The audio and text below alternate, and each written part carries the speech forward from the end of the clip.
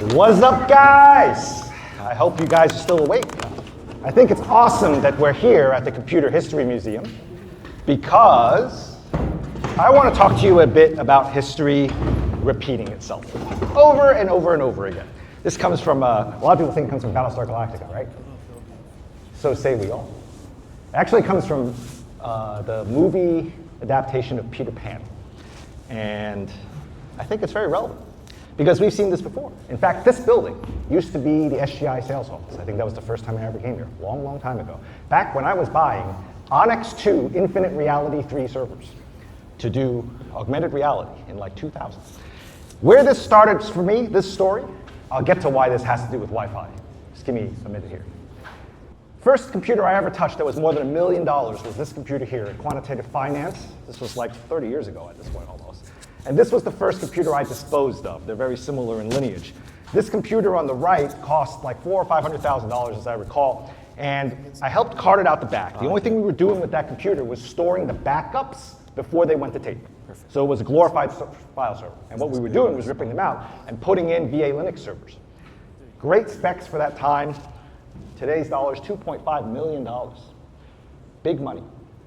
And back then, it kind of looked like this. The crown jewels of Silicon Valley, and we're actually sitting in the husk of one of these places. And a lot of these names are gone, and some of them are still here. Things I want you to keep in mind. First of all, every one of these things that was constructed completely differently. These RS-6000 servers actually had MCMs, multiple chip modules, where there was like a PCB with a whole bunch of ICs on them to make one CPU.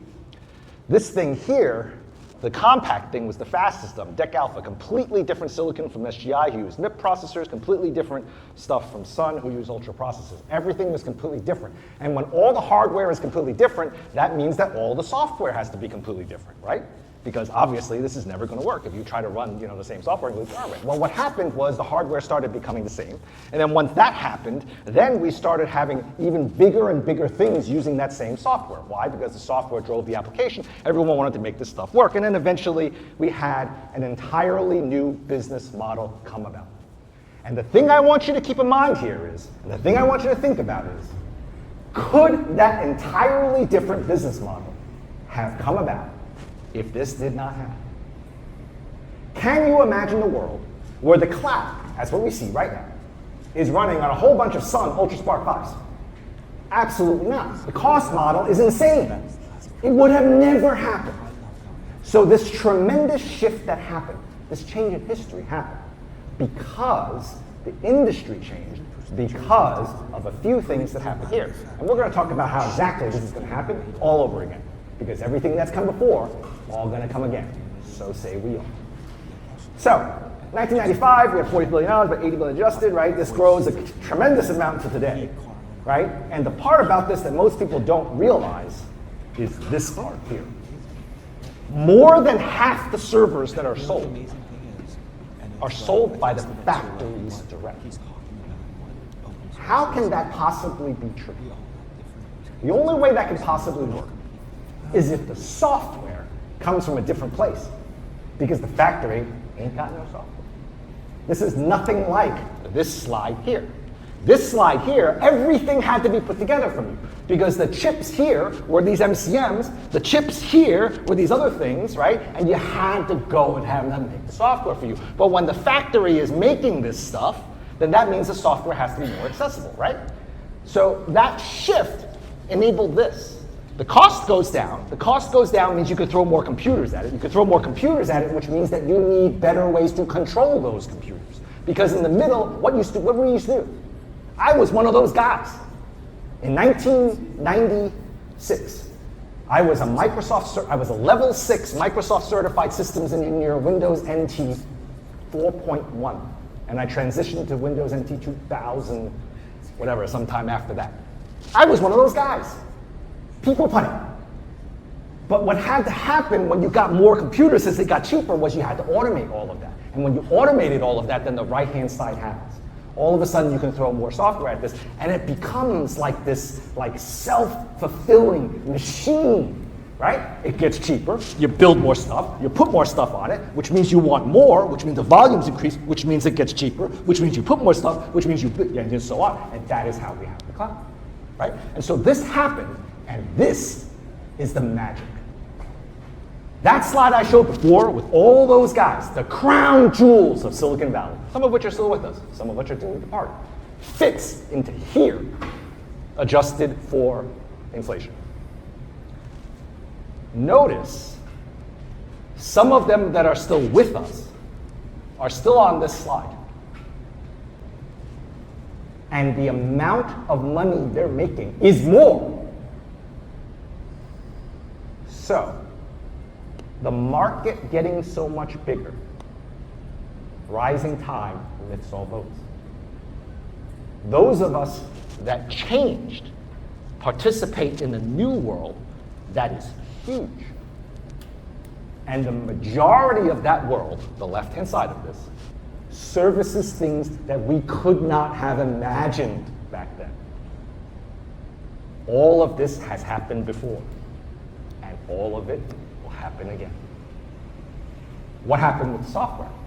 Well, we had to go do this back then because the MCMs only ran AIX, the alphas only ran this stuff, the MIPS stuff only ran this, Sun was off doing its own thing. They all were slightly different, but they all cost the same thing too. That was the other crazy part about back then.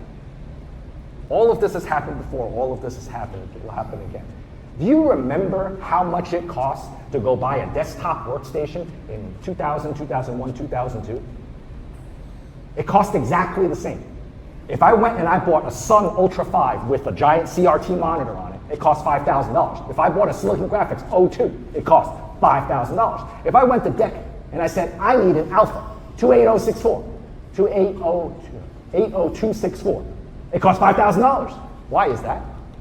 It wasn't, I don't think they were colluding. I don't think that was what was going on. I think that's just what the market would bear. All right, all of this has happened before. Preview. All of it will happen again. How much does it cost to buy an OEM vertically integrated Wi-Fi 7 4x4 access point today? No matter who you buy from. $1,600? $1,800? Don't matter who you buy it from. Huh, that sounds awfully familiar. That's because this world is about where we're at. This world is where we are today. A lot of disaggregation, more than half of it, but even the people that are still in that older world, they benefited from this. So it doesn't matter whether you are vertically integrated, OEM, traditional, whatever. In this new world, you will benefit from it, as long as you decide to participate. HP had that much, they have less, yet they have more. Go figure that out. They have less, yet they have more. Okay, so this is what happened, right? Stuff went proprietary to mostly open source, right? There's a lot more, ODMs represent more than half of it, right? There's new players, there's some old players, all that kind of stuff. This is great. And then, oh, by the way, remember how I said that there's like entirely new business models, right? Well, we did it again. This was unheard of a few years ago, right? That just came up, it just came right out of bam, nailed us right on the side of the head. So what the hell is this? It happened again. And what happened when that happened again? The TAM blew up again. The tide rose some more. And every single person in this room, be you a consumer, operator, manufacturer, software engineer, every single one of us benefited from this. So what happened with Wi-Fi? When we think about with Wi-Fi, we think about these terms normally. Oh, it went faster, it went faster, it went faster, and it went faster, right? This is what we constantly think about when we think about Wi-Fi. That is not actually what is important, the fact that it went faster. Yes, it went faster, that is great, but that is not actually what's important. What's important is this part here.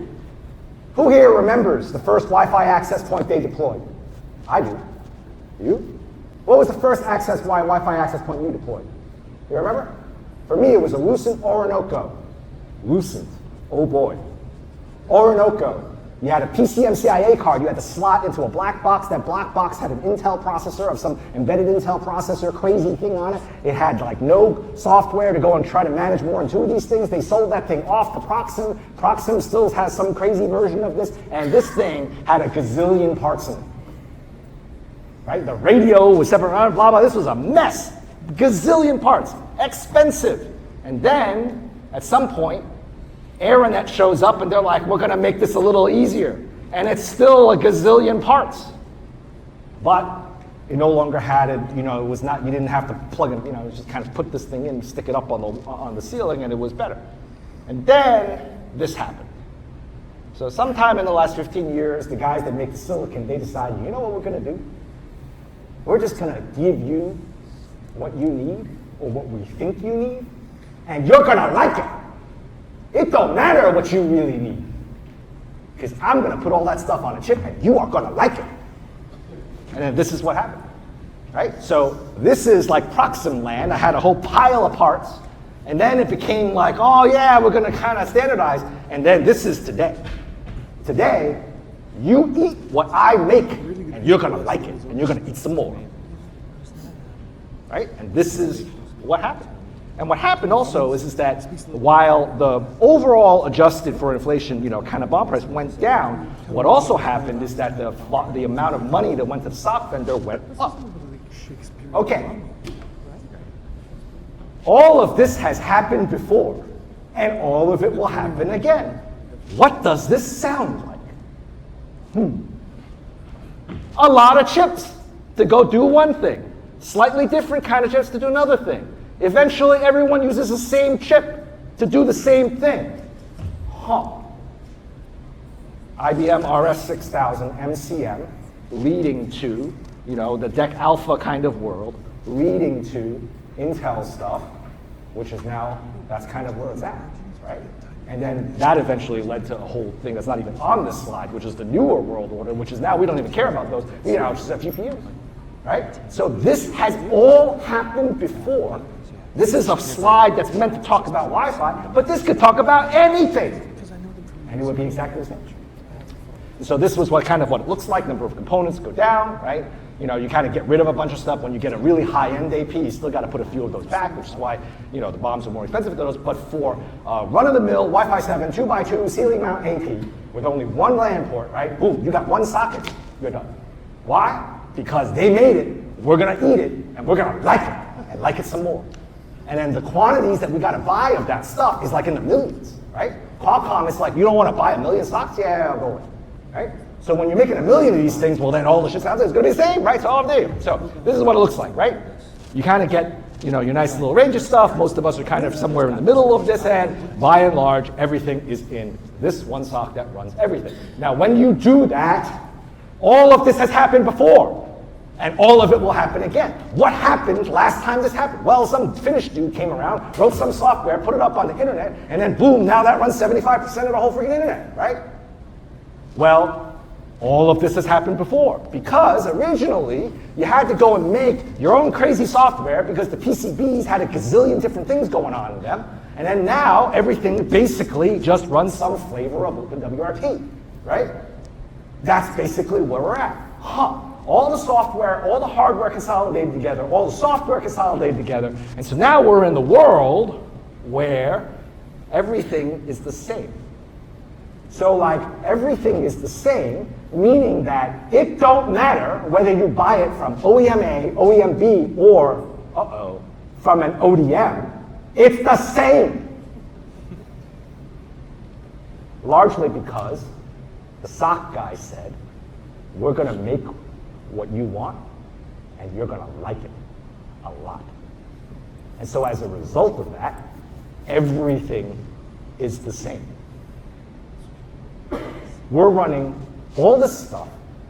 It all runs reference PCBs on reference SDKs with relatively small amount of changes and a custom control plane.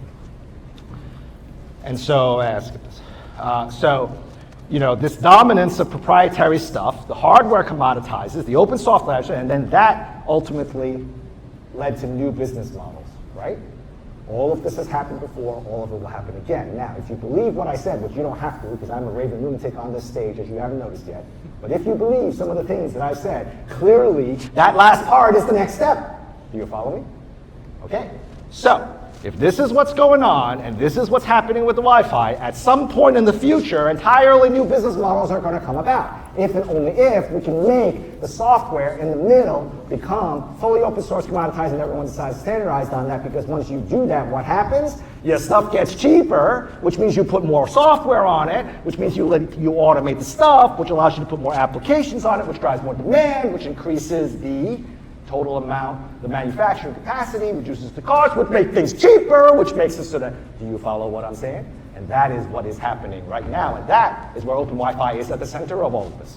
Open Wi-Fi is at the center of all of this because that last part, between the OpenWRT and the user, is the missing link right now. Right now, every vertically integrated OEM that you use has a slightly different version of that. Open Wi-Fi is a fully standardized open source version of that. And it's growing by the hundreds of thousands. And so once that software standardizes on that, then what's going to happen is that this world is going to look like this. Mind you, let me just go right back to this slide here and talk about this world here, this slide. So what happened is the old world of all proprietary became a much, much, much bigger world of some proprietary and a whole lot of not. Okay? And so if that's what happened before, I'm telling you, that's what's going to happen again. The old world of the vertically integrated is, of course, still going to be there because some people want vertically integrated full-service solutions, and that is awesome. It's good for all of us. But there will be a whole new world which allows for entirely new business models that some of us have not even predicted yet. And that is where all of the growth is going to be. Because the number of APs are going to expand to billions and billions and billions of dollars, and I'm probably eating too much of my time, so I'm going to go faster. So, go Wi-Fi market, more. And then what happens is APs cost less. And when APs cost less, you add more, kind of applications to it, and that's how you build entirely new things. And it is my opinion that history will repeat itself, like we saw with Android also.